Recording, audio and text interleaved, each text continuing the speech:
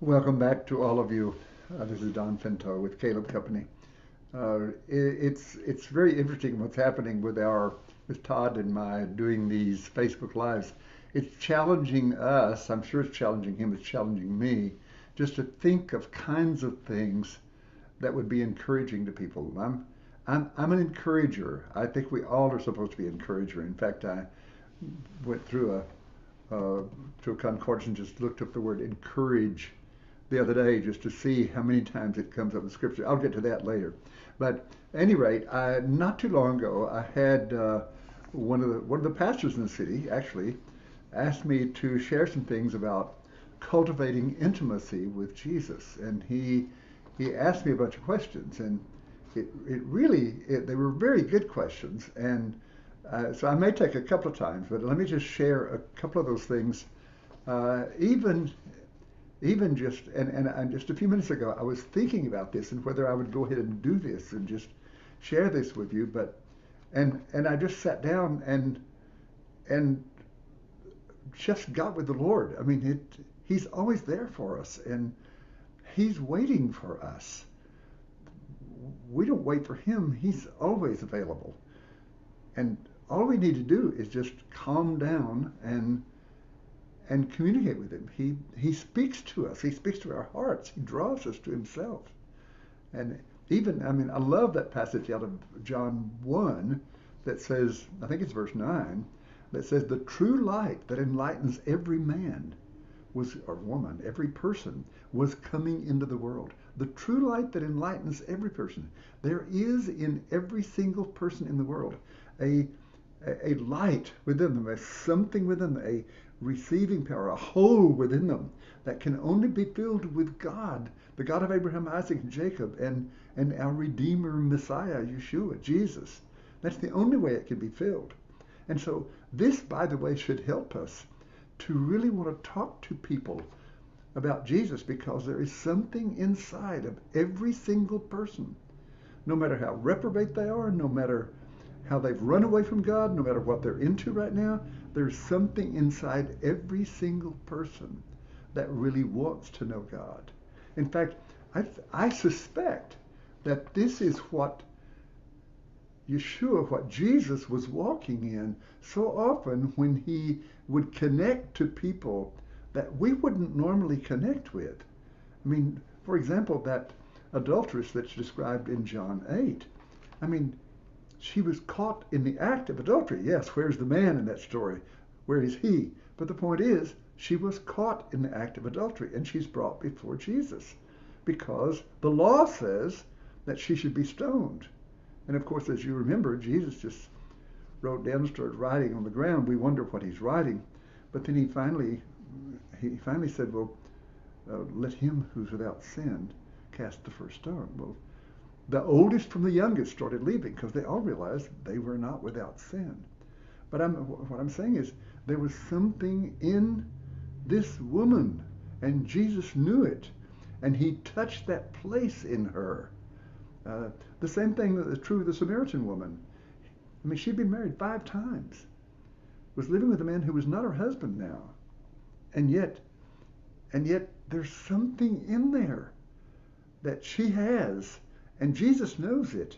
And so he's touching that place inside. So my prayer for me is that we are alert to this, so that when we're in grocery stores or wherever we may be, out walking somewhere, in some crowd of people, that we are alert to people that normally wouldn't be approached. And I'm praying for the way to approach them too. But just know that the people that are really hard, I mean, just think of the people in your life right now that you want to know the Lord, but you feel like they're so far away from the Lord. Let me guarantee you, based on John 1:9, that there is the true light that enlightens every person. There is an enlightened place inside them that is yearning for Jesus. They just don't know it. This is what we saw in the Jesus movement. The thing that was happening in the Jesus movement is that these young people had thrown off all restraints, and there was no law for them. There was no sexual law. There was no any kind of law. They'd thrown it all over. But when they threw it all over, there was nothing there. And that's when they begin to touch. God began to touch that place inside of them that was hungry for him. And that's what started the whole Jesus movement. So, and that's what's happening in Iran right now today. I mean, that's why this brother that was on the phone call could say, please don't pray for the persecution to stop, because it's pressing people so much that these Iranians that are under this horrible regime, they can't put their weight in that anymore. They can't put their weight in Islam anymore because they're seeing the horrors of Islam. And so they're coming to the end of themselves. And that's why they're so open to the gospel of Jesus. So, and now, getting back to this subject, how do we grow intimate with the Lord? And one of the first questions this brother asked me was that, what does it mean to be intimate with Jesus? And I love the questions because it made me think about it. And I just thought, you know what? To me, what it really means to be intimate with Jesus is that he's the best friend. He wants to be, and he will be for you, the best friend that you ever can imagine. And he's not only just a good friend, he knows you totally. He knows every single stupid thing you've ever done, and yet he still loves you. And he's calling you so that you can be forgiven. He wants you to love yourself, love your neighbor as yourself. And so he knows you, and he's the most powerful person in the entire universe. So he's not only a good friend that just knows you and loves you in spite of it, but he's powerful, and he really genuinely can help you, and he really wants to help you. So he wants you to reach out to him for help.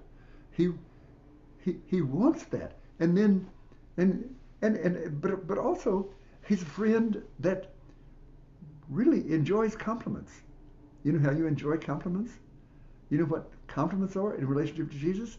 Just thanking him for who he is. You're an awesome God. I mean, you keep on forgiving. You keep on loving.